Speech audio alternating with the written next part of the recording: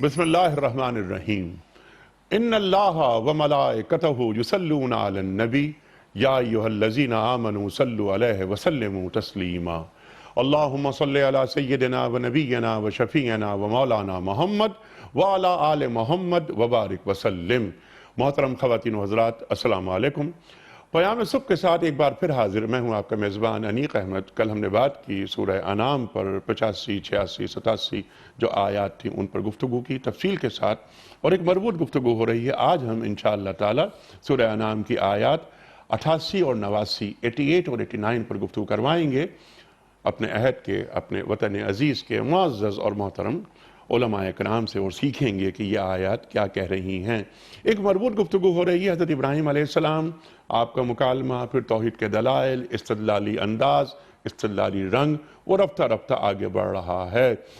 کل جو گفتگو ہم نے کروائی اپنے معزز علماء سے جو بات ہوئی، اس میں اللہ تعالیٰ ارشاد فرما رہا تھا کہ ہم نے کیا کیا کہ ان کی ذریت میں، ابراہیم علیہ السلام کی ذریت میں اور نوح علیہ السلام کا بھی ذکر خاص طور پر ہوا کہ ذریت میں کیا کیا کہ ہم نے زکریا، یحییٰ، عیسیٰ اور الیاس تمام کے تمام صالح تھے، اللہ اکبر، اور پھر اسماعیل اور یسع، یونس اور لوط، اللہ اکبر، وَكُلًّا فَضَّلْنَا عَلَى الْعَالَمِينَ، تمام دنیا والوں پر ہم نے انہیں فضیلت دی، اپنی خدمت کے لیے انہیں چن لیا، انہیں راہ راست دکھا دی۔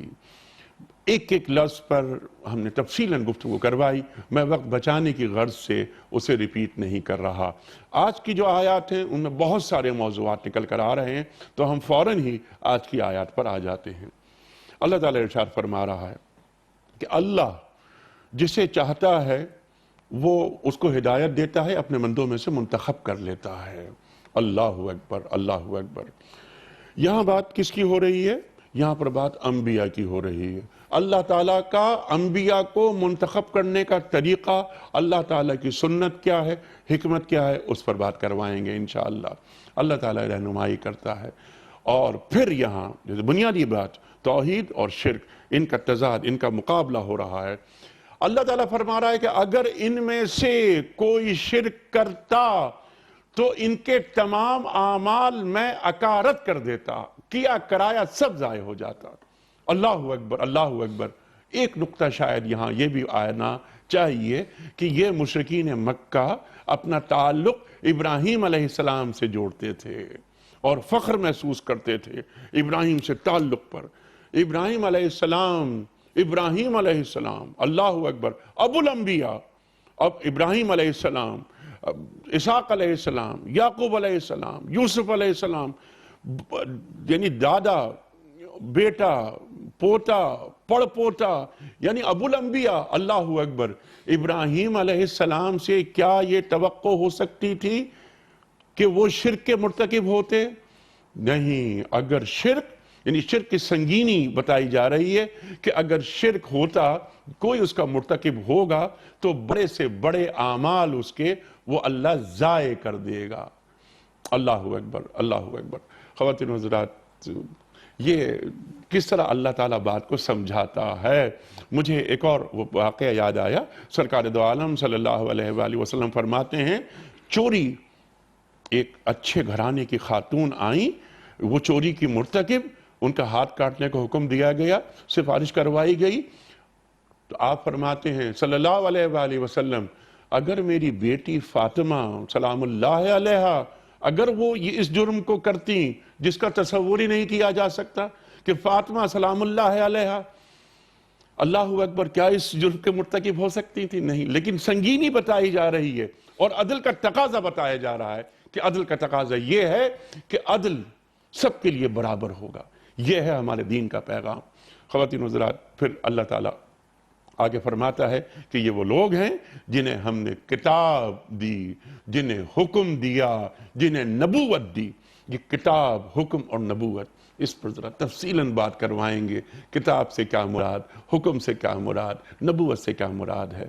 اللہ اکبر، اللہ اکبر۔ آخری نقطہ جو ان آیات کے ذیل میں بیان ہو رہا ہے کہ اے اللہ کے رسول صلی اللہ علیہ وآلہ وسلم، اگر یہ آپ کی بات سننے سے انکار کر دیتے ہیں تو ہم نے وہ لوگ تیار کر رکھے ہیں جو اس پیغام کو لے کر چلیں گے، جو رسالت کے اور آپ کے اس پیغام کے امین ہوں گے، حفیظ ہوں گے۔ اللہ اکبر، اللہ اکبر۔ صحابہ اکرام رضوان اللہ تعالی اجمعین کا ذکر ہو رہا ہے۔ کیا یہ اہل مدینہ کی بات ہو رہی ہے؟ کیا یہ انصار مدینہ کی بات ہو رہی ہے؟ کن کا ذکر ہو رہا ہے؟ یہ بھی ہم رکھیں گے سوالات، اور کس طرح اللہ تعالیٰ اپنے رسول صلی اللہ علیہ وآلہ وسلم کو تسلی دے رہا ہے۔ اللہ اکبر۔ خواتین و حضرات، کراچی میں تشریف فرما ہے محترم شجاع الدین شیخ صاحب، ممتاز عالم دین ہے، سب آپ سے واقف شاگرد خاص ڈاکٹر اسرار احمد صاحب رحمۃ اللہ علیہ۔ اور خواتین و حضرات، لاہور میں تشریف فرما ہے محترم ڈاکٹر سرفراز احمد آوان صاحب۔ ڈاکٹر صاحب میں بڑا ممنون آپ تشریف لائے، آج بھی ہم آپ سے بہت سیکھیں گے۔ محترم ناظرین، ڈاکٹر صاحب کا میں کیا تعارف کراؤں، سبحان اللہ سبحان اللہ، جس طرح آپ قرآن کریم کو بیان کرتے ہیں اور جو آپ کا جو انداز ہے تفسیر قرآن بالقرآن، ہم سب آپ کے مداح ہیں، اور ایک آپ کی بات فوراً دل پر اثر کرتی ہے۔ قرآن کریم، اللہ اکبر، کتنا تاثیر ہے اس اللہ کے کلام میں، اللہ کے پیام میں، کیسا اثر کرتا ہے۔ اللہ تعالیٰ ہمارے علماء کو سلامت رکھے کہ یہ علماء ہمیں روزانہ قرآن کریم سے قریب کرتے ہیں۔ دونوں معزز مہمانوں کو خوش آمدید کہتا ہوا پروگرام کا آغاز کرنا چاہوں گا اللہ تعالیٰ کے بابرکت نام سے۔ آج کی آیات سورہ انعام 88 اور 89۔ اعوذ باللہ من الشیطان الرجیم، بسم اللہ الرحمن الرحیم۔ ذالک ھدی اللہ یہدی بہ من یشاء من عبادہ، وَلَوْ أَشْرَكُوا لَحَبِطَ عَنْهُمْ مَا كَانُوا يَعْمَلُونَ۔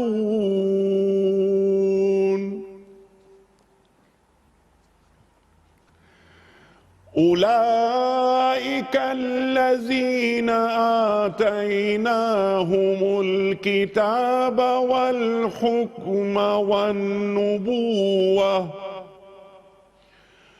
فَإِن يَكْفُرْ بِهَا هَؤُلَاءِ فَقَدْ وَكَّلْنَا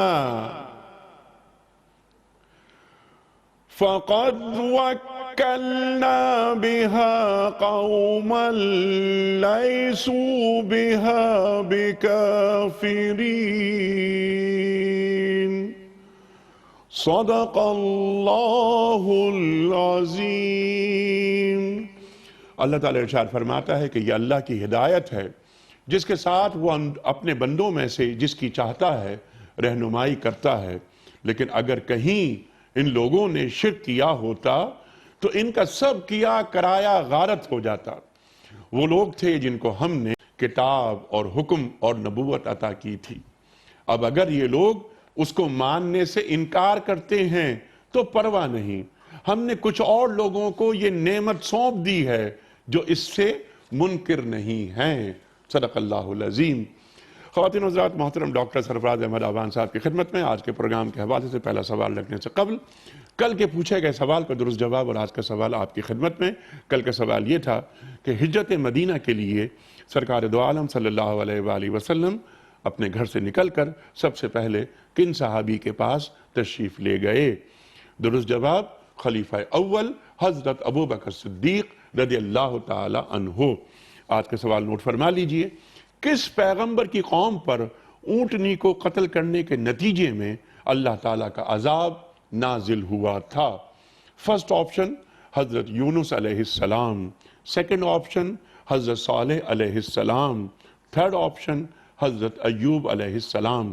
جو آپشن آپ سمجھتے ہیں درست ہے روانہ فرمائیے۔ ہمارے فون نمبرز ہیں 009221343000980 یا 0092213452709۔ ہمارا ای میل ایڈریس ps@duniatv.tv، ہمارا SMS کا نمبر 3031۔ ڈاکٹر صاحب ارشاد فرمائیے کہ یہاں پر اب اللہ تعالیٰ ایک نیا موضوع، مربوط سلسلہ ہے لیکن نیا موضوع، کہ اللہ اپنی ہدایت کے لیے اپنے بندوں میں سے جسے چاہتا ہے اسے منتخب کر لیتا ہے۔ ارشاد فرمائیے کہ اللہ تعالیٰ اپنے بندوں میں سے جو منتخب کرتا ہے، یہاں پر انبیاء اور رسل کی بات ہو رہی ہے، اللہ تعالیٰ کی سنت کیا ہے؟ الحمدللہ رب العالمین والصلاة والسلام علی سید الانبیاء والمرسلین وعلی آلہ سیدنا حبیبنا محمد وصحبہ اجمعین، اما بعد۔ قرآن کریم میں اللہ تعالیٰ نے انبیاء علیہم الصلاۃ والتسلیمات کے انتخاب کے حوالے سے بہت واضح ارشادات فرمائے ہیں۔ ایک جگہ ارشاد فرمایا بل یرید کل امرئ منہم ان یؤتی صحفا منشرہ کلا، ہر ایک ان میں سے یہ چاہتا ہے کہ اس کو ہماری طرف سے کوئی کھلا ہوا صحیفہ ملے جی، اور وہ خود اسے پڑھ کر ایمان لائے۔ کلا، ایسا ہمارا دستور نہیں ہے۔ وحی کے الفاظ کو قلب پر محسوس کرنے اور وحی کے الفاظ کے لیے کسی خاص قلب اطہر کا انتخاب، یہ اللہ تعالیٰ نے خود فرمایا ہے۔ اللہ اعلم حیث یجعل رسالتہ، اللہ خوب جانتا ہے کہ رسالت کے منصب پر کسے فائز کرنا ہے۔ سبحان اللہ، سبحان اللہ۔ اللہ یصطفی من الملائکۃ رسلا ومن الناس، اللہ تعالیٰ نے فرشتوں کو پیغام پہنچانے کے لیے، جیسے سیدنا جبرائیل علیہ السلام کا انتخاب فرمایا، اور ومن الناس، اور انسانوں میں سے اللہ کے پیغام وحی کو نسل انسانی تک پہنچانے کے لیے خود چنا ہے افراد کو۔ اللہ یصطفی من الملائکۃ رسلا ومن الناس، رسولوں کو اللہ تعالیٰ نے انسانوں میں سے چنا ہے۔ اور کل کی گفتگو کے حوالے سے ایک وضاحت بھی ایک طرح ہو جائے گی۔ سورہ نحل کی آیت نمبر 43 میں اللہ تعالیٰ نے ارشاد فرمایا وَمَا أَرْسَلْنَا مِن قَبْلِكَ إِلَّا رِجَالًا نُوحِي إِلَيْهِمْ، اے حبیب صلی اللہ علیہ وسلم، ہم نے آپ سے پہلے جن کی طرف وحی کی ہے وہ رجال تھے، رجال مرد، رجل کی جمع ہے، إِلَّا رِجَالًا نُوحِي إِلَيْهِمْ، نہیں بھیجا ہے ہم نے آپ سے پہلے مگر مردوں کو۔ تو تمام امت کا اس پر اتفاق ہے کہ انبیاء علیہم الصلاۃ والتسلیمات نسل انسانی میں سے آتے رہے، اور وہ بھی مرد۔ عورتیں انبیاء علیہ السلام کی مائیں تو یقیناً ہوئی ہیں، اور اس حوالے سے ان کو شرف اور فضیلت بہت بڑی حاصل ہے کہ وہ انبیاء علیہ السلام کی مائیں ہیں، والدہ محترمہ۔ لیکن کسی عورت کو اللہ تعالیٰ نے اس منصب پر فائز نہیں فرمایا، اس منصب پر فائز مردوں کو کیا گیا ہے، اور نسل انسانی میں سے اعلیٰ ترین اور کامل ترین انسانوں کو کیا گیا ہے۔ اب ذالک ھدی اللہ یہدی بہ من یشاء من عبادہ، یہ وحی الہی کا قلب اطہر پر اترنا، یہ جو ہدایت ہے، یہ منصب اللہ تعالیٰ اپنے بندوں میں سے جس کو چاہتا ہے عطا کرتا ہے، اور یہ عطا کرتا رہا اللہ تعالیٰ منصب، حتیٰ کہ اس منصب کا اختتام نبی کریم علیہ الصلاۃ والتسلیمات کی ذات عالی پر ہوا۔ حضور اکرم صلی اللہ علیہ وسلم کی ختم نبوت زمانی بھی ہے اور مرتبی بھی ہے۔ مرتبے کے لحاظ سے بھی آپ اعلیٰ ترین منصب اور مقام پر ہیں، اور زمانے کے لحاظ سے بھی آپ پر آ کر نبوت کا سلسلہ منتہی ہوا۔ حضور اکرم صلی اللہ علیہ وسلم آخری نبی ہیں، اس حوالے سے آپ صلی اللہ علیہ وسلم نے بہت وضاحت کے ساتھ یہ بات بیان فرما دی ہے۔ تو فرمایا ذالک ھدی اللہ یہدی بہ من یشاء من عبادہ، یہ منصب نبوت ہے، اور ہدایت کی راہ پر گامزن رکھنا، یعنی ایصال الی المطلوب، مطلوب تک پہنچا دینا، یہ اللہ تعالیٰ اپنے بندوں میں سے جن کا چاہتا ہے انتخاب فرماتا ہے۔ اور آگے فرمایا وَلَوْ أَشْرَكُوا لَحَبِطَ عَنْهُمْ مَا كَانُوا يَعْمَلُونَ۔ انیک صاحب یہاں لو، یہ لو کا جو لفظ ہے قرآن کریم میں، یہ یوں کہہ لیجئے کہ قضیہ فرضیہ کو بیان کرنے کے لیے آتا ہے۔ جیسے قرآن کریم میں ہے لَوْ كَانَ فِيهِمَا آلِهَةٌ إِلَّا اللَّهُ لفسدتا، اگر بالفرض لو کان فیہما آلہۃ، اگر بالفرض آسمان و زمین میں بہت سے الہ ہوتے الا اللہ، اللہ کے سوا، لفسدتا، تو زمین و آسمان میں فساد بپا ہوتا، بگاڑ برپا ہو جاتا. لو انزلنا هذا القرآن على جبل لرأيته خاشعا متصدعا من خشیت اللہ. لیکن وہ پہلی مثال بہت واضح ہے. جی لو قضیہ فرضیہ کے لیے آتا ہے. یہاں بھی یہ بات بیان ہو رہی ہے کہ بالفرض والمحال، چونکہ انبیاء علیہم الصلاۃ والتسلیمات کو تو شرک کے استیصال کے لیے تشریف لاتے رہے، ان کی بعثت کو تو مقصد ہی بنیادی طور پر یہ تھا وما ارسلنا من قبلک من رسول الا نوحی الیہ انہ لا الہ الا انا. اے حبیب، ہم نے آپ سے پہلے جتنے رسول بھیجے ہیں اور آپ کو بھی اسی لیے بھیجا ہے تاکہ آپ لوگوں کو بتائیں کہ لا الہ الا انا، اللہ کے سوا کوئی الہ نہیں، اللہ کے سوا کوئی الہ نہیں. سبحان اللہ. ما کان لبشر ان یؤتیہ اللہ الکتاب والحکم والنبوہ ثم یقول للناس کونوا عبادا لی من دون اللہ. کسی منصب، کسی بشر کو، کسی فرد کو، کسی انسان کو منصب نبوت پر فائز نہیں کیا گیا کہ اس نے بعد میں یہ کہا ہو کہ میرے بندے بنو، ولیکن کونوا ربانیین، بلکہ وہ تو یہی کہتے رہے کہ تم ربانی بنو، اللہ والے بنو. تو اس لیے یہاں لو فرضیہ ہے. لو اشرکو بالفرض والمحال، یہ تعریض ہے گویا امت کے لیے. امت کے لیے ایک بہت بڑی سمجھائی جانے والی بات ہے کہ دیکھو اتنی اعلیٰ ترین، اولوالعزم ترین اور منتخب ہستیاں بالفرض والمحال، اگر ان سے شرک کا ارتکاب ہوتا تو ان کے اعمال بھی ضائع ہو جاتے. تو تم کس باغ کی بولی ہو؟ اگر تم شرک کرو گے، خدا نخواستہ اللہ کی ذات میں اور اس کی صفات میں کسی غیر کو اس کا سانجی بناؤ گے تو اعمال زیرو ہو کے رہ جائیں گے. یہ بات اللہ تعالیٰ نے سورہ زمر میں اور خوبصورت انداز سے بیان فرمائی. فرمایا قل، اے حبیب آپ ان سے کہہ دیجئے، افغیر اللہ تأمرونی اعبد ایہا الجاہلون، اے جاہلو تم مجھے یہ کہتے ہو کہ میں اللہ کے سوا کسی اور کی عبادت کروں. وَلَقَدْ أُوحِيَ إِلَيْكَ، اے حبیب صلی اللہ علیہ وسلم، یقیناً لام بھی تاکید کا ہے اور قد بھی تاکید کا ہے. وَلَقَدْ أُوحِيَ إِلَيْكَ، یقیناً آپ کی طرف بھی وحی کی گئی ہے. وَإِلَى الَّذِينَ مِن قَبْلِكَ، اور اے حبیب صلی اللہ علیہ وسلم آپ سے پہلے جتنے انبیاء علیہم الصلاۃ والتسلیمات تشریف لاتے رہے سب کی طرف ہم نے یہ وحی کی. لَإِنْ أَشْرَكْتَ بِالْفَرْضِ وَالْمَحَال، اے قرآن کے مخاطب، اے وحی کے مخاطب، بالفرض والمحال، اگر تو نے شرک کیا، اگر تو نے شرک کیا، لَحَبِطَ عَنْهُمْ مَا كَانُوا يَعْمَلُونَ. لَإِنْ أَشْرَكْتَ لَيَحْبَطَنَّ عَمَلُكَ، لَيَحْبَطَنَّ عَمَلُكَ، یہاں لام بھی تاکید کا ہے، یحبطن کے بعد نون ثقیلہ بھی تاکید کا ہے. ضرور بالضرور تیرے سارے عمل مٹ جائیں گے. وَلَتَكُونَنَّ مِنَ الْخَاسِرِينَ، اور یقیناً تو خسارہ پانے والوں میں سے ہوگا. بَلِ اللَّهَ فَاعْبُدْ. سبحان اللہ.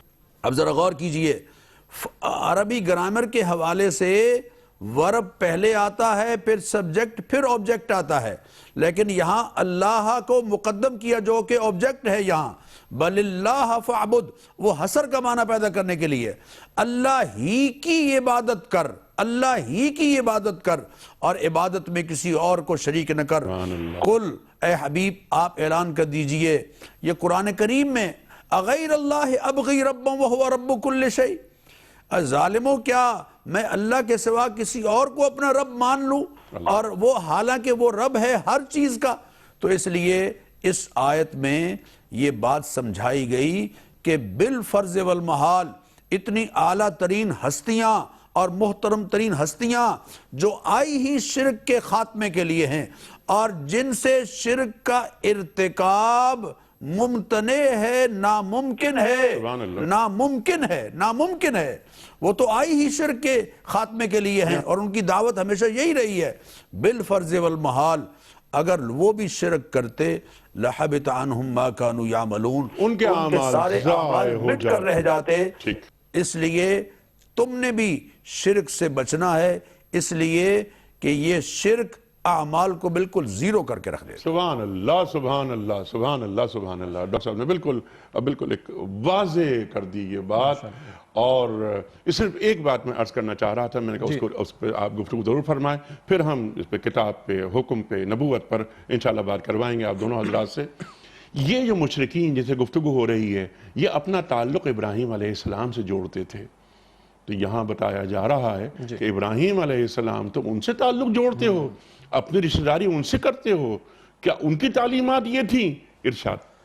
نحمدہ و نصلی علی رسولہ الکریم، اما بعد، بسم اللہ الرحمن الرحیم۔ ڈاکٹر صاحب نے بڑی وضاحت کے ساتھ آیت نمبر 88 کے دو پہلوؤں، یعنی انبیاء کا انتخاب اور ان کے ذریعے سے ہدایت کا عطا ہونا، اور امت اور لوگوں کی تعلیم کے لیے ان کا ذکر فرما کر شرک کی شناعت کا بیان کیا جانا، ڈاکٹر صاحب نے بڑی وضاحت فرما دی۔ ٹھیک۔ دو تین باتیں میں چاہتا ہوں کہ ایڈ ہوں۔ قرآن کہہ رہا ہے کہ ذالک ھدی اللہ، یہ ہے اللہ کی ہدایت۔ ایک جگہ قرآن کہتا ہے قل ان ھدی اللہ ھو الھدی، اے نبی علیہ السلام فرمائیے ہدایت تو وہی ہدایت ہے جو اللہ کی طرف سے عطا ہو۔ پچھلی آیت کا اختتام تھا وَجْتَبَيْنَاهُمْ وَهَدَيْنَاهُمْ إِلَىٰ صِرَاطٍ مستقیم، 18 پیغمبروں کا ذکر آیا، ہم نے انہیں چنا اور ہم نے انہیں صراط مستقیم کی ہدایت عطا فرمائی۔ اللہ نے اپنی ہدایت کو اپنے پیغمبروں کے ذریعے انسانوں کو عطا فرمایا۔ عرض یہ کرنا چاہ رہا ہوں کہ جہاں رب نے احکام اور کتابیں عطا فرمائیں، 7 پیغمبروں کا اسوہ بھی عطا فرمایا ہے، اور کتاب جمع رسول، اس سے نظام دین مکمل ہوا کرتا ہے۔ 18 پیغمبروں کا ذکر، ان کا اجتباع، ان کو چنا جانا، ان کو صراط مستقیم کا عطا کیا جانا، اس کے بعد آیت نمبر 88 میں آ رہا ہے یہ اللہ کی ہدایت ہے۔ یہی وہ بات ہے جو الفاتحہ میں ہے، اہدنا الصراط المستقیم تو ہے، لیکن ساتھ صراط الذین انعمت علیہم بھی، تو کتاب بھی اور رجال ہدایت، رجال کتاب بھی۔ ایک اور اصول اس سے نکلتا ہے کہ یہ تو ثابت کیا جا سکتا ہے تاریخ میں کہ کوئی نبی آئے ہوں کتاب عطا نہ ہوئی ہو، مگر یہ کبھی ثابت نہیں کیا جا سکتا کہ کتاب آئی ہو اور ساتھ رسول نہ آئے ہوں۔ کتاب کے لیے ضروری ہے پیغمبر کا اسوہ، اور یہی وہ اطاعت رسول، یا اب ہم کہیں گے حجیت حدیث یا حجیت سنت کے دلائل ہیں کہ پیغمبروں کا ذکر کر کے اللہ کہتا ہے کہ یہ میری ہدایت ہے۔ ایک بات۔ دوسری بات، یہدی بہ من یشاء من عبادہ، اللہ کہتے ہیں اللہ جس کو چاہے اپنے بندوں میں سے اس کے ذریعے سے ہدایت عطا فرمائے۔ ہدایت کا کل اختیار اللہ نے اپنے پاس رکھا ہے، حتیٰ کہ پیغمبروں کو بھی سمجھانے، بتانے، بلانے کا حکم دیا، منوانے کا حکم نہیں دیا۔ فذکر انما انت مذکر لست علیہم بمسیطر، اے نبی تذکیر فرمائیے، نصیحت کرنا آپ کا کام ہے، آپ ان پر ذمہ دار نہیں۔ انک لا تہدی من احببت ولکن اللہ یہدی من یشاء، آپ جس کی خواہش کریں کہ اس کو ہدایت مل جائے، ایسا نہیں، اللہ جس کو چاہے گا ہدایت عطا فرمائے گا۔ یہ ہے رب کائنات کی شان بے نیازی کا اعلان، وہ جس کو چاہے ہدایت عطا فرمائے۔ ہاں، تیسری بات، یہدی بہ من یشاء من عبادہ، یہ جو پیغمبروں کا سلسلہ قائم فرمایا اور ان کا ذکر کر کے فرمایا کہ یہ اللہ کی ہدایت ہے، تو اللہ ہدایت ان کے ذریعے سے عطا فرمائے گا۔ گویا ترتیب کے اعتبار سے کہیں، ہم کہتے ہیں نا اطیعوا اللہ و اطیعوا الرسول، اطاعت کرو اللہ کی، اطاعت کرو رسول کی، مگر انیق صاحب عملاً رسول کی اطاعت پہلے ہے، تب اللہ کی ہو پائے گی۔ سادہ سی مثال ہے، اللہ کہتا ہے نماز قائم کرو، لیکن نبی علیہ السلام کے طریقے کے مطابق نماز ادا کروں گا تو اللہ کی اطاعت ہوگی۔ جس بات پر زور ہے وہ رسولوں پر ہے، رسولوں کی شخصیت پر ہے، رسولوں کی ذات پر ہے، تو اللہ ان کے ذریعے جس کو چاہے گا پھر اب ہدایت عطا فرمائے گا۔ جڑنا ہوگا پیغمبروں سے، اور اب خاتم الانبیاء محمد کریم علیہ السلام کا معاملہ کہ جن پر آ کر تکمیل دین کا بھی اعلان ہو رہا ہے اور ختم نبوت کا بھی اعلان ہو رہا ہے۔ جو زور ہے وہ رسولوں سے جڑنے پر، آج کے تناظر میں کہیں گے جو زور ہے وہ رسالت مآب علیہ السلام کی اطاعت پر، آج کے تناظر میں کہیں گے جو زور ہے وہ رسالت مآب علیہ السلام کی سنت کو حجیت سمجھنے پر، اور آپ کی حدیث و سنت کو دین میں اتھارٹی سمجھنے پر، جس کو میں نے پہلے کہا تھا کتاب جمع سنت کرے تو نظام دین مکمل ہوا کرتا ہے۔ سبحان اللہ سبحان اللہ۔ کتاب اور پلس آپ نے کہا سنت، دین مکمل ہوتا ہے۔ اطیعوا اللہ و اطیعوا الرسول، یہاں تو بات ہوتی ہے اللہ کی اطاعت بھی کرو۔ ما آتاکم الرسول فخذوہ وما نہاکم عنہ فانتہوا۔ رسول، اب آپ کی بات کو آگے بڑھاتے ہیں، میں اپنے گفتگو ذرا کم کر لیتا ہوں۔ کتاب، حکم نبوت. جی. آپ کی دو بات آپ نے فرمائی تھی، کتاب اور نبوت. کتاب اور نبوت کے درمیان یہاں پر کیا ہے؟ حکم بھی ہے. کتاب ہدایت نامہ، حکم اس ہدایت کی تفہیم. جی. نبوت کیسے کرنا ہے وہ نبی کر کے دکھا رہا ہے. تو ما کان محمد ابا احد من رجالکم ولکن رسول اللہ وخاتم النبیین. اب جو کچھ ہوگا وہ ہوگا جو خاتم النبیین بتائیں گے. کی محمد سے وفا تو نے تو ہم تیرے ہیں، یہ جہاں چیز ہے کیا لوح و قلم تیرے ہیں صلی اللہ علیہ وآلہ وسلم. دوسری بات آپ نے اٹھائی، بہت قیمتی اٹھائی، ڈاکٹر صاحب نے بھی اشارہ کیا، آپ نے بھی وضاحت فرمائی کہ ان پیغمبروں کا ذکر فرما کر، اور کلمہ لو پر بڑی خوبصورت بات ڈاکٹر صاحب نے فرمائی، اور اس کا ذکر فرما کر مشرکین مکہ کو اور شرک کرنے والوں کو سمجھایا جا رہا ہے. تم دعوے دار ہو کہ ابراہیم علیہ السلام کی نسل ہو، اور وہ ابراہیم جن کے بارے میں قرآن کم از کم 6 مرتبہ کہتا ہے وَمَا كَانَ مِنَ الْمُشْرِكِينَ، وہ مشرکین میں سے نہیں تھے. وہ ابراہیم جنہوں نے اپنے گھر میں اپنی قوم کے سامنے، وقت کے بادشاہ کے سامنے یہ اعلان بلند کیا انی وجہت وجہی للذی فطر السماوات والارض حنیفا وما انا من المشرکین. ہر ایک سے یکسو ہو کر کٹ کر میں نے اپنا آپ کو متوجہ کر لیا رب کائنات کی جانب جو ساری زمین و آسمان کا پیدا فرمانے والا ہے. وما انا من المشرکین، میں شرک کرنے والوں میں سے نہیں ہوں. اے مشرکین مکہ، ان کا تو کردار یہ رہا، ان کی تو تعلیم یہ رہی، بت خانے میں کھڑے ہوتے ساروں کو پاش پاش کر کے سمجھا دیا اس وقت کے مشرکین کو ان بتوں میں کچھ نہیں رکھا ہے. اپنے گھر میں، وطن میں، قوم میں اور وقت کے بادشاہ کے سامنے بھی کلمہ توحید جس سے بلند کیا ہو، اور جن کی ذریت میں اتنے ہزار انبیاء آئے ہوں جن میں سے 18 کا ذکر یہاں پر کم و بیش آ رہا ہے، کم و بیش، ان کے بارے میں اے مشرکین مکہ تمہارے یہ طرز عمل ہے. تو اب ان کو سمجھانے کے لیے ڈاکٹر صاحب وضاحت فرما چکے ہیں کہ اس کی شناعت کیا ہے، اس کی حساسیت کیا ہے. یہ شرکیہ طرز عمل یا عقیدہ کتنا بھاری معاملہ ہے، پیغمبروں کا ذکر فرما کر اس کی حساسیت سمجھا دی گئی ہے. بالفرض محال اگر انہوں نے یہ رویہ اختیار کیا ہوتا تو اتنی عظیم ہستیوں کے بھی بڑے بڑے اعمال ضائع ہو جاتے. تو یہ امت کو سمجھایا جا رہا ہے، اس وقت کے مخاطبین کو بھی سمجھایا جا رہا ہے، آنے والی نسلوں کو سمجھایا جا رہا ہے. شرک و طرز عمل، ان اللہ لا یشرک بہ ان یغفر، ان اللہ لا یغفر ان یشرک بہ، اللہ بے شک اس بات کو معاف نہیں فرمائے گا کہ اس کے ساتھ کسی کو شریک کیا جائے. ویغفر ما دون ذلک لمن یشاء، اس کے سوا جس گناہ کو چاہے گا معاف فرما دے گا. یہ بھی شرک کی شناعت کے بیان کا انداز سورہ نساء آیت نمبر 48 اور 116 کے اندر ذکر آتا ہے. سورہ مائدہ میں فرمایا، اللہ سبحانہ وتعالیٰ وہاں بھی عیسیٰ علیہ السلام کا تذکرہ فرما رہے ہیں. ہم پڑھ چکے پورا مکالمہ جو عیسیٰ علیہ السلام کا رب کائنات کے حضور ہوگا، یہ سارے مباحث جو سامنے آئے. تو یہاں اس بیان کی انتہا ہے کہ اتنی عظیم ہستیوں کا ذکر فرما کر بالفرض محال بتایا جا رہا ہے. اگر انہوں نے بھی بالفرض محال یہ حرکت کی ہوتی تو ان کے سارے اعمال ضائع ہو جاتے. اس سے شرک کی گراوٹ، اس کی شناعت، اس کی ہلاکت خیزی، اس کی طرف قرآن اشارہ کر رہا ہے. یہ الگ بات ہے، ہم آپ اجازت دیں گے تو یہ بات کریں کہ ایک ہوتا ہے عقیدے کا شرک جو مشرکین مکہ کے مسائل تھے، اور ایک ہوتا ہے طرز عمل میں شرک، اعمال کے اندر شرک، اور نظریوں کے اندر شرک، اور قانون کے اندر شرک، اور نظام کی سطح پر شرک، اور محبتوں میں شرک، اور اخلاص نیت کے برعکس دکھاوے کا معاملہ. اس تناظر میں بھی آج امت کو سوچنے کی ضرورت ہے. براہیمی نظر پیدا مگر مشکل سے ہوتی ہے، ہوس چھپ چھپ کے سینوں میں بنا لیتی ہے تصویریں. آپ نے کہا ابھی ریاکاری کی طرف بھی آپ نے اشارہ کیا. ریاکاری کو سرکار دو عالم صلی اللہ علیہ وآلہ وسلم شرک اصغر سے تعبیر کر رہے ہیں. اور یہ بھی فرما رہے من صلی یرائی فقد اشرک ومن صام یرائی فقد اشرک ومن تصدق یرائی فقد اشرک. مسند احمد کی روایت، جس سے دکھاوے کی نماز ادا کی یقیناً وہ شرک کر چکا، دکھاوے کا روزہ رکھا یقیناً وہ شرک کر چکا، دکھاوے کا صدقہ دیا یقیناً وہ شرک کر چکا. یہ نیت کا بگاڑ ہے یا اعمال کے اندر معاملہ جو شرک آتا ہے، یہ ہم مسلمانوں کے لیے خطرہ ہے جس کے لیے ہمیں توجہ کرنے کی ضرورت ہے. کہیں ایسا تو نہیں کہ ان جو شرک کے مختلف انداز آپ نے بیان فرمائے، کہیں اس کے مرتکب ہم تو نہیں ہو رہے غیر شعوری طور پر، غیر شعوری طور پر، اور اس کا نتیجہ ایسا تو کہیں نہیں نکل رہا کہ ہمارے اعمال ضائع ہو جائیں، جیسے کہ یہاں پر بیان کیا جا رہا ہے. ڈاکٹر صاحب آپ کی جانب آ رہے ہیں. اب یہاں پر اللہ تعالیٰ فرما رہا ہے کہ یہ وہ لوگ ہیں انبیاء رسل کہ جنہیں ہم نے کتاب دی، جنہیں حکم دیا، جنہیں نبوت دی. اب یہ کتاب، حکم اور نبوت، ذرا میں چاہتا ہوں کہ جس طرح میں نے آغاز میں کچھ عرض کیا تھا کہ کتاب ہدایت، حکم اس ہدایت کی تفہیم، یہ فہم وہ کون بتائے گا؟ نبوت، نبی کر کے بتائے گا کہ دیکھو یہ دین پر عمل کیسے کرنا ہے۔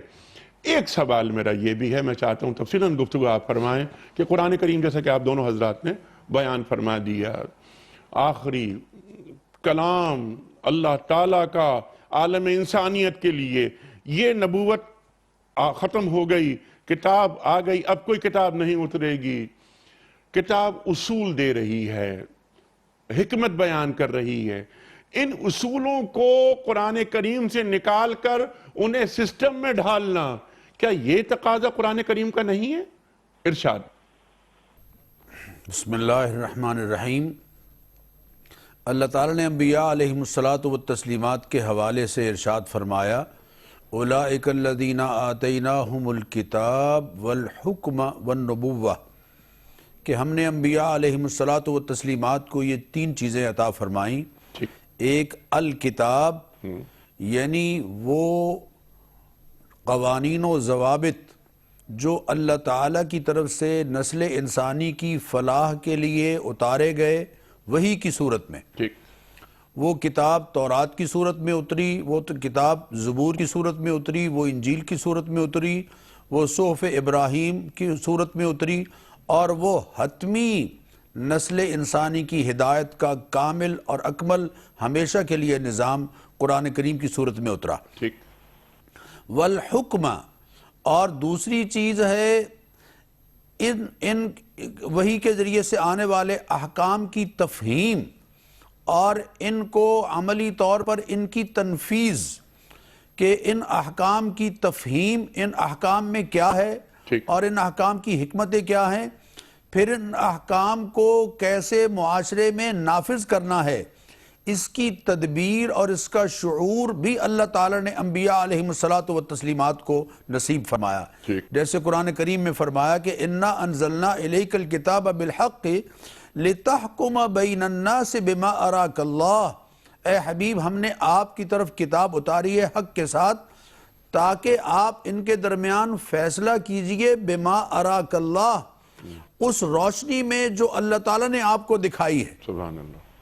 اسی طرح حضرت ابراہیم علیہ السلام نے اللہ تعالیٰ سے دعا کی تھی، اور بڑی معروف دعا ہے، رب حب لی حکمن والحقنی بالصالحین، اے پروردگار مجھے اپنی طرف سے بر وقت اور صحیح فیصلہ کرنے کی صلاحیت عطا فرما۔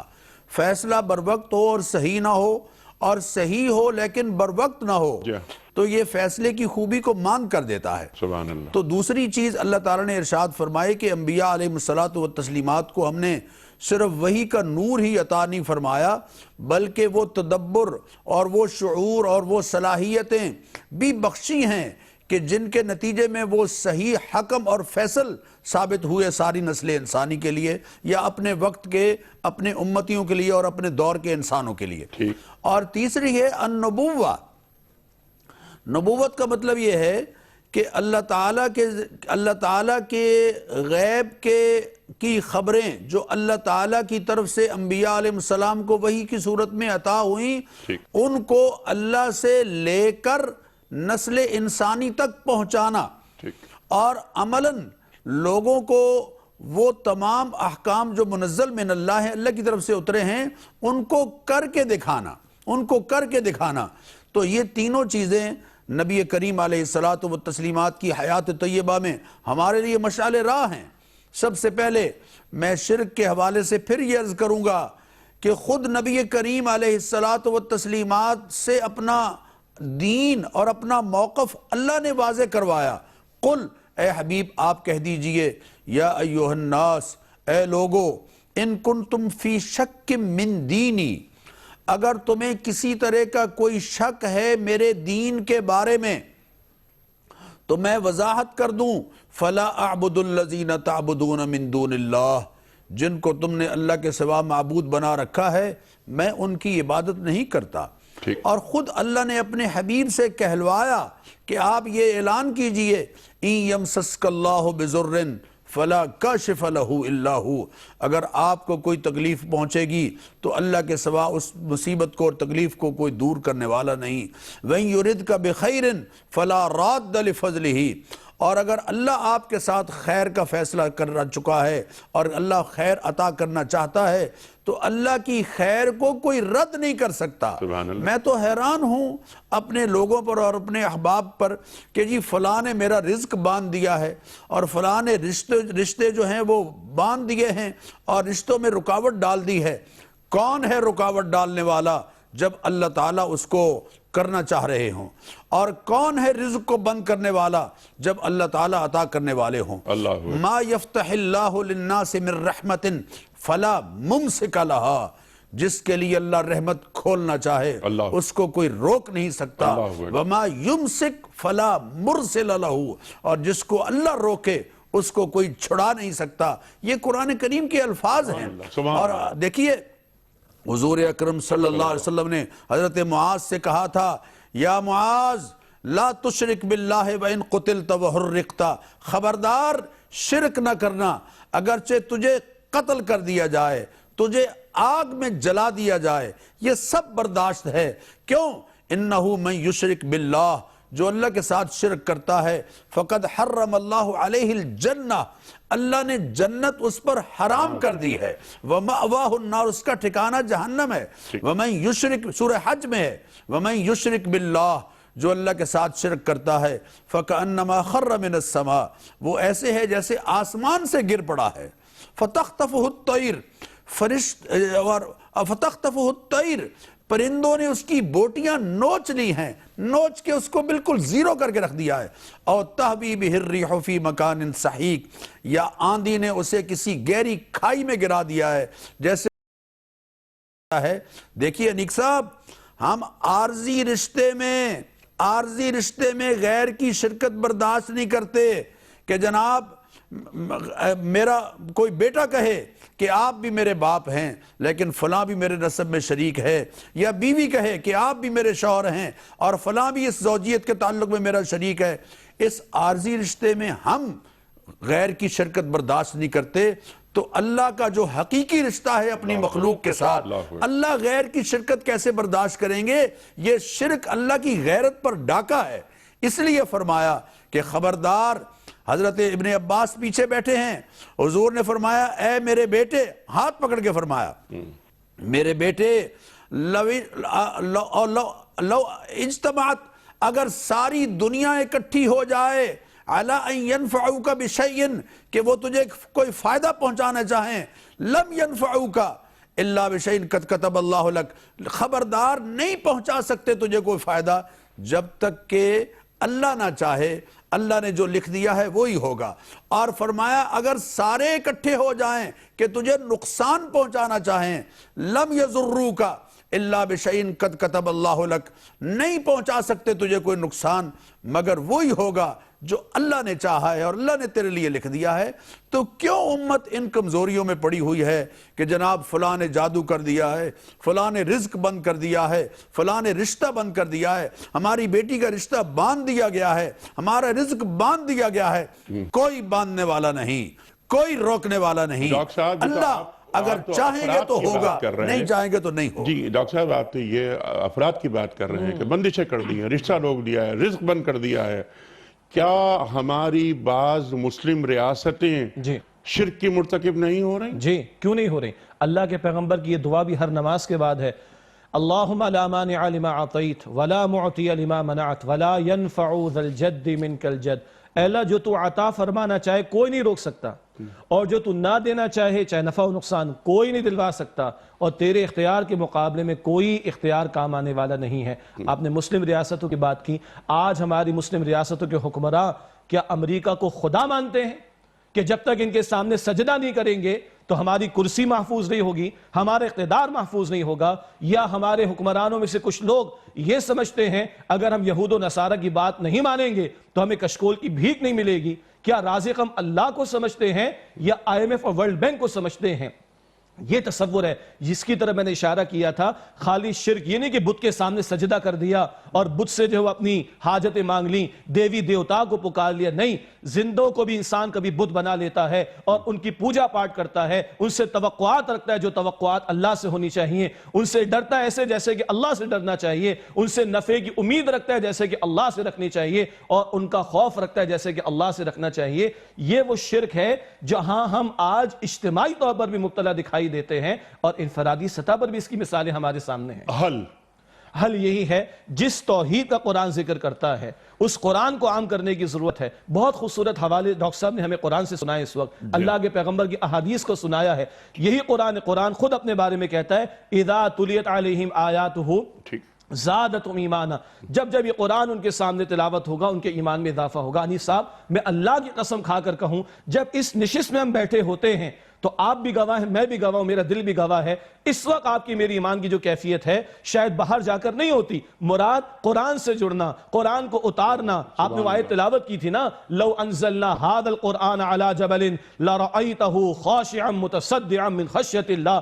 اگر اس قرآن کو ہم کسی پہاڑ پر نازل کرتے, تم دیکھتے وہ اللہ کی خشیت سے دب جاتا, پھٹ جاتا, ریزہ ریزہ ہو جاتا.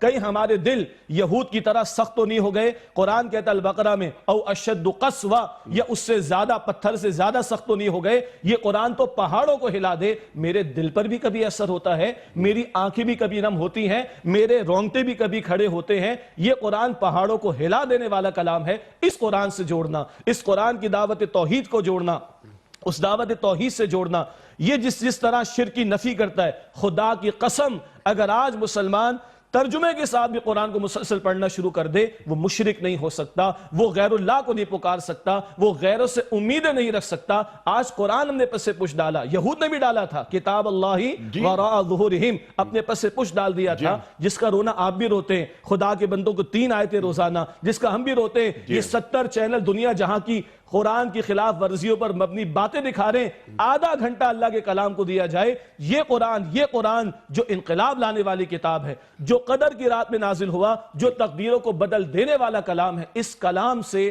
واقعتاً امت کو جوڑنے کی ضرورت ہے. سبحان اللہ, سبحان اللہ, امت کو جوڑنے کی ضرورت ہے. شیخ صاحب میں چاہتا ہوں اس سے مزید گفتگو آپ ہی فرمائیں. امت پر ہر فرد, ہر امتی, ہر کلمہ گو, کون سا گھر ہے جس میں قرآن کریم نہیں؟ ممکن ہی نہیں کہ گھر میں قرآن کریم نہ ہو. ایک ہوتی ہے رولنگ ایلیٹ جو ریاستوں کو چلاتے ہیں.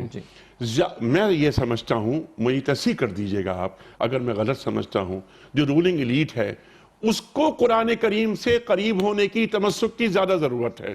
مثال کے طور پر ہمارے پارلیمنٹیرینز ہیں, ہمارے پاس ملٹری بیوروکریسی ہے, ہمارے پاس سول بیوروکریسی ہے, ہماری جو اشرافیہ ہے, یعنی خواہ وہ کسی بھی شعبے میں ہو, جو ہمارے پاس 5-8 بڑے شعبے ہیں. ہماری جوڈیشری ہے, کیا جوڈیشری قرآن و سنت کے مطابق فیصلے کر رہی ہے؟ اگر قرآن و سنت کے مطابق فیصلے نہیں ہو رہے تو کیا وہ شرک کی مرتکب نہیں ہو رہی؟ من لم يحكم بما انزل اللہ فاولئک هم الکافرون فاولئک هم الظالمون فاولئک هم الفاسقون. سورہ مائدہ میں ہم پڑھ چکے, جو اللہ کے نازل کردہ کلام کے مطابق فیصلے نہیں کرتے وہی کفر کر رہے ہیں, وہی ظلم کر رہے ہیں. اور ظلم قرآن میں شرک کے لیے بھی آتا ہے کئی مرتبہ, ان الشرک لظلم عظیم, وہی شرک کر رہے ہیں. دیکھیے میں پھر عرض کروں انیس صاحب, خالی بت کے سامنے جھکنا ہی فقط شرک نہیں ہے. اللہ کے قانون کے پیرالل قانون, اللہ کی حاکمیت کے پیرالل بندوں کی حاکمیت, اللہ کے حکم کے مقابلے میں بندوں کا حکم, یہ شرک نہیں تو اور آخر کیا ہے؟ بالکل اسی طرح جس طرح کرپشن صرف مالی کرپشن نہیں ہوتی, اگر اپنی مرضی کا سچ بول دیا جائے یا آدھا سچ بول دیا جائے, یہ بھی کرپشن کی ایک شکل ہے. لا تلبسوا الحق بالباطل, حق اور باطل کو گڑمٹ نہیں کیا جا سکتا. جس طرح کے بنی اسرائیل کرتے تھے, وَتَكْتُمُوا الْحَقَّ وَأَنْتُمْ تَعْلَمُونَ, اور جانتے بوجھتے حق کو نہ چھپاؤ. اور جن اداروں کا, جن شخصیات کا, جن شعبوں کا آپ نے ذکر کیا, ایسا نہیں کہ ان کو معلوم نہیں کہ اللہ کا کلام ہے, یا وہ دین سے محبت نہیں کرتے, وہ بھی مسلمان ایسا ممکن نہیں ہے. وہ مسلمان ہیں, صاحب ایمان ہیں, اللہ کے رسول صلی اللہ علیہ وسلم سے ہو سکتا ہے کہ ہم سے زیادہ محبت کرنے والے ہوں. اور یہ 20 کروڑ کی حکمرانی یا معاملات جن کے ہاتھوں میں ہیں, میں آپ کے اس پروگرام کی توسط سے عرض کروں, اگر یہ قرآن کو تھام لے خدا کی قسم, اور میڈیا بھی ایک بہت بڑی پاور اس وقت ہے ہمارے ہاں ڈیسیژن میکنگ کرانے کے اندر اور اوپینین میکنگ کے اندر, یہ اگر واقعتاً قرآن کو تھام لیں, انیس صاحب یہ 20 کروڑ اگر اللہ سے جڑ جائیں, یہ 20 کروڑ قرآن سے جڑ جائیں، یہ 20 کروڑ اللہ کے دین سے جڑ جائیں، یہ اتنے جن چند جو شعبوں کا آپ نے نام لیا، یہ 20 کروڑ صدقہ جاریہ بنیں گے، خدا کی قسم۔ اللہ اکبر۔ اور ایک اور بات آپ کرتے ہیں، یہ 200-250 ملک میں ہمارے جو بیٹھے ہوئے لوگ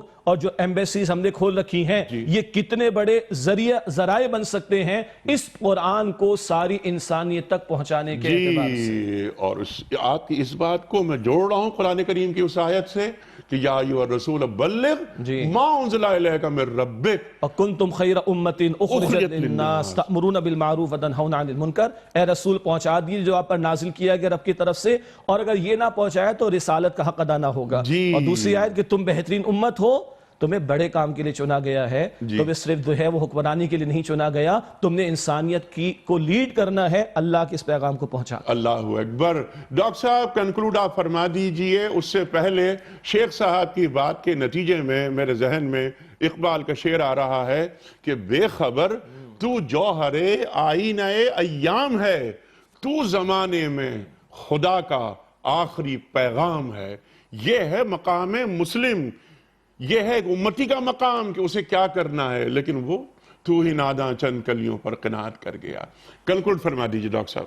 انیک صاحب میں یہ عرض کروں گا کہ قرآن کریم کی تعلیم کا اللہ تعالیٰ نے ایسا سائنٹیفک نظام رکھا ہے کہ اگر ہم غور کریں، خدا را اس بات پر ذرا توجہ دیں، ناظرین توجہ دیں کہ ظہر اور عصر میں امام صاحب قرات آہستہ کرتے ہیں، لوگ اپنے کاموں میں مشغول ہوتے ہیں، لیکن مغرب سے ہی لرننگ کا سلسلہ شروع ہو جاتا ہے۔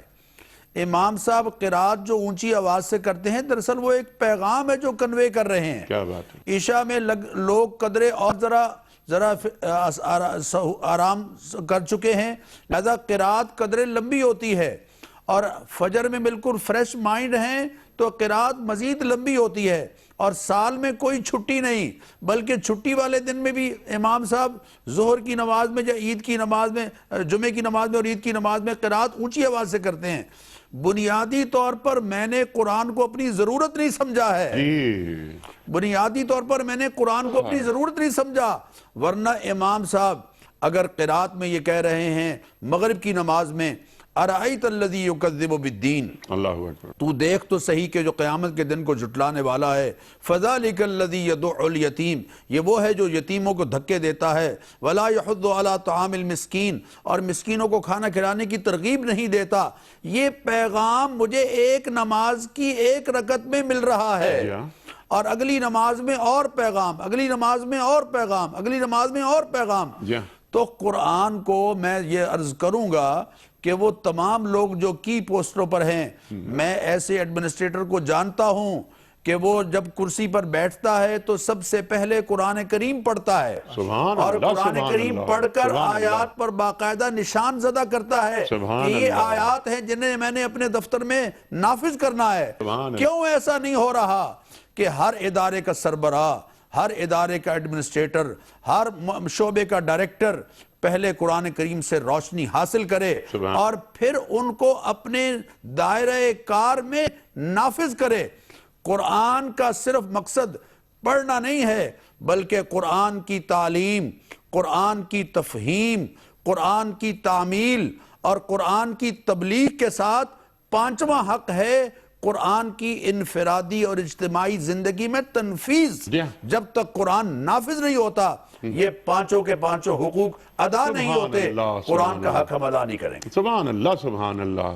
وہ فرد ہو یا ریاست ہو، معاشرہ ہو، وہ امت ہو، جو گفتگو فرمائی دونوں معزز مہمانوں نے، خواتین و حضرات، یہی کہ قرآن کریم کی اہمیت کیا ہے ہماری زندگیوں میں۔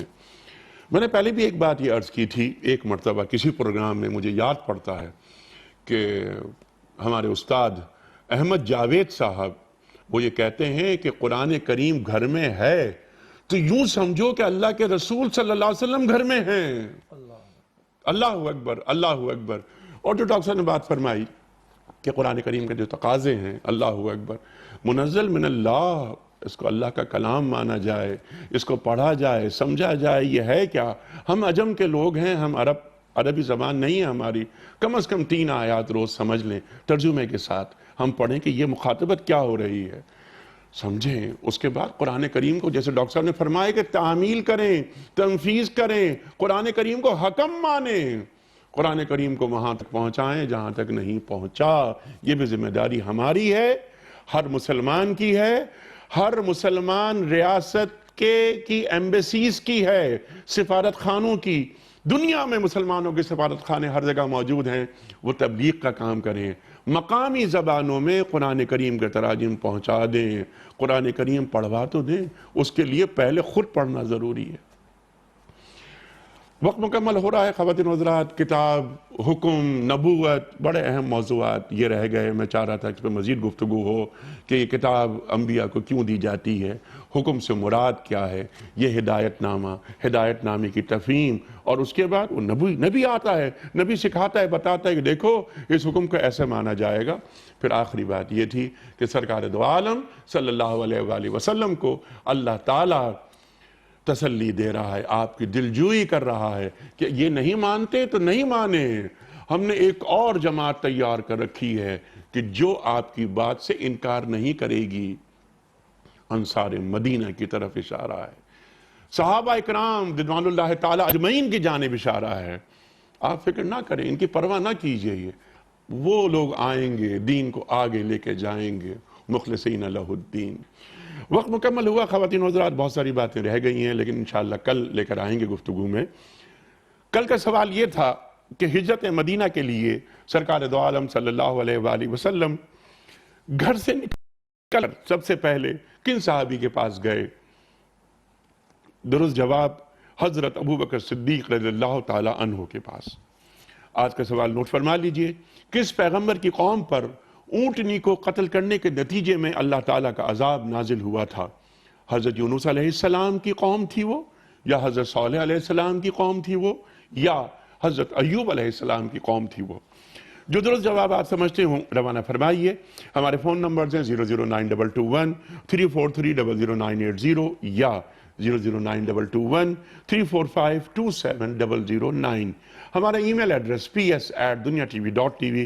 ہمارا SMS کا نمبر 3031. وقت قرآن اندازی کا شیخ صاحب تشریف فرما ہیں. آپ ایک پرچی نکال کر شیخ صاحب اعلان فرما دیجئے کہ آج کے ونر کون ہیں جن کی خدمت میں ہم کتابیں پیش کر رہے ہیں. قمر ریاض صاحب ہیں اسلام آباد سے. قمر ریاض صاحب اسلام آباد سے آپ کی خدمت میں کوئی اس کا صحیح جواب بتانے کے صلے میں دنیا ٹی وی کی جانب سے گفٹ ہیمپر روانہ کیا جا رہا ہے. آپ کو بہت مبارک ہو. اختتام ہوتا ہے پیام صبح کا روزانہ آج کی بات پر، اور آج کی بات میں قول ہوتا ہے صاحب نہج البلاغہ امیر المومنین حضرت علی مرتضیٰ کرم اللہ وجہہ کا.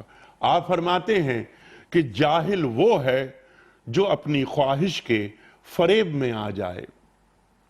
جاہل وہ ہے جو اپنی خواہش کے فریب میں آ جائے. اللہ اکبر. کل تک کے لیے اپنے میزبان انیق احمد کو اجازت. خدا حافظ.